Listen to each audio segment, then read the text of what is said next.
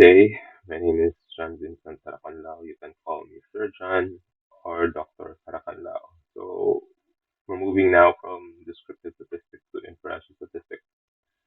So this is a long discussion with t-test and with test of difference alone. I'll be breaking the lessons into three parts so that it's easier for you to find yourself within the video, where you at and where you're going. So inferential statistics are there are two types. There are two common types of researchers that use inferential statistics, and that is correlational and causal comparative researches. One of the most important concepts in inferential statistics is your hypothesis. A hypothesis is a guess, an educated guess, a tentative insight into the natural world, a concept that is yet to be verified, but if true, could explain certain facts or phenomena. There are three major hypotheses: linear relationship, difference, and acceptable explanation. We'll use that one. We'll discuss that one each later. So an example of linear relationship and extent of explanation can be verified through correlational data analysis, which will make use of correlation, simple, and multiple regression. Hypothesis on difference can be verified through causal comparative data analysis. So first video will be about forecast.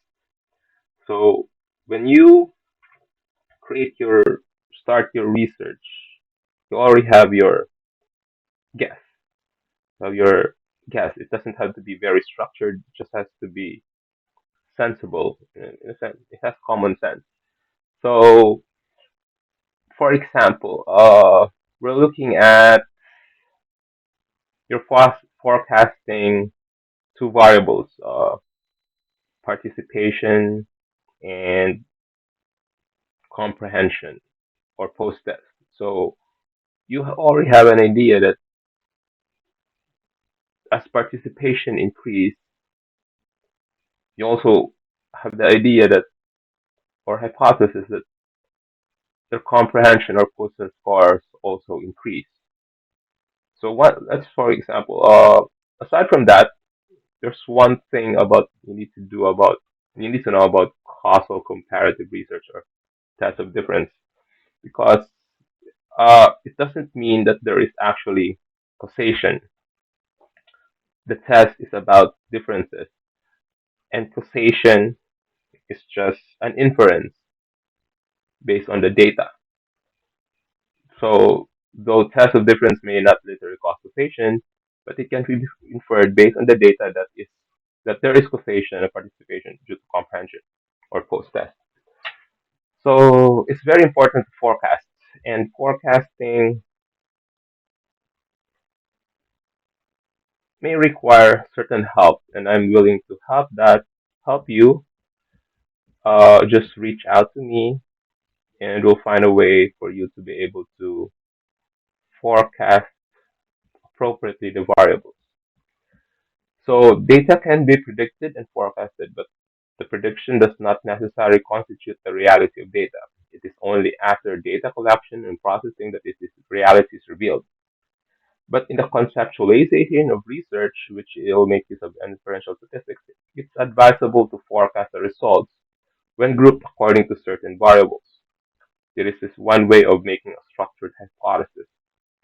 For example, you have group one, group of reading comprehension, then you have group two, which is critical thinking skills. So you already have an assumption or a hypothesis that if their comprehension is high, their critical thinking skills is also high. If it's average, and it's average, the critical thinking is average. If it's low, and the critical thinking is also low. So when you do that, you have to like set it in a more.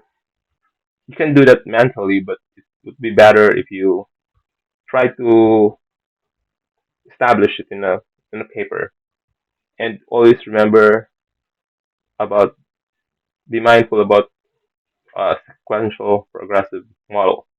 That as the number increase, as A increase, be also increased.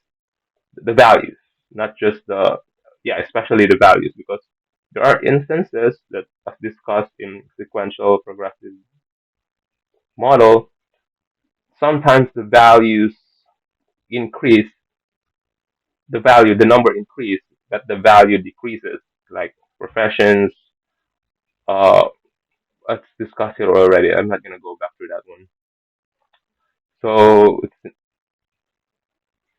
so let's look at this one. So the high comprehension, high critical thinking skills. Average comprehension, average critical thinking skills.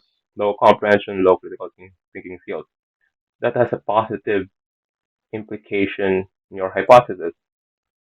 It would have a negative implication to your hypothesis if, after data analysis, the comprehension is high but the critical thinking is low. The average reading comprehension and the average critical the result is average critical thinking, and low reading comprehension resulted to high critical thinking skills just on based on data. So that will have a negative implication to your hypothesis. For example, another example here is critical thinking. So that's an F test. So if you have three or more groups, those will use F test or analysis variance. But if you have two groups, say like pre-test and post-test, you have t-test. So for your pre-test, you have low critical thinking skills. After the pre-test, they had high critical thinking skills. That's a positive implication to your hypothesis.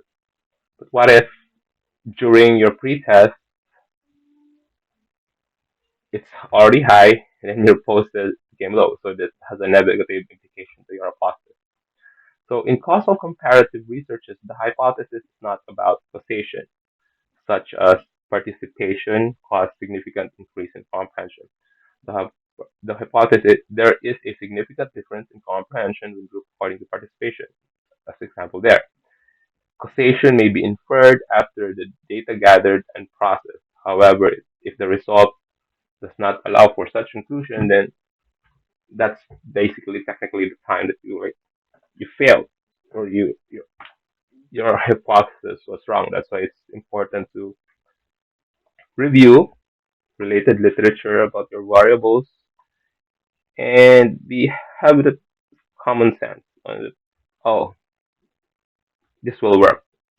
Structure a hypothesis, forecast possible results, and make sure that you be mindful of the concept of progressive sequencing model, because it will have an implication to your data. Not all data has values that as it increase, its implication also increase, and you have to reverse that. Like for example, uh, Professor One is not lower than Professor Four, so Professor Four is actually lower by value or degree to Professor One. So as the value, the number decrease, the position increase, and there's a lot of variables that has those scoring system, and you have to be aware of that. And that's the importance of forecasting, and no, that's the importance of be mindful of coding when during your forecast. So you're aware as early as now. You're aware of making sure that you have to inverse the codes or the values, assigned values, when you do the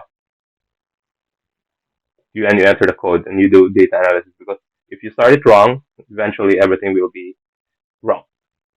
So that's forecasting. I hope you learned something from that. This is basic. I'll be breaking the videos into three parts, and forecasting can be very difficult in a sense, but if you and can be easy at the same time. But if you need help, I can always help you forecasts your variables, the result of your values, and help you with the codes and everything. So just message, click link, subscribe, or whatever we have, and we'll try to be able to communicate so that I will be able to help you forecast your data. So that's it for lesson one on test of difference, T test, and F test. We'll be going to layouting after this video. So thank you and have a great day.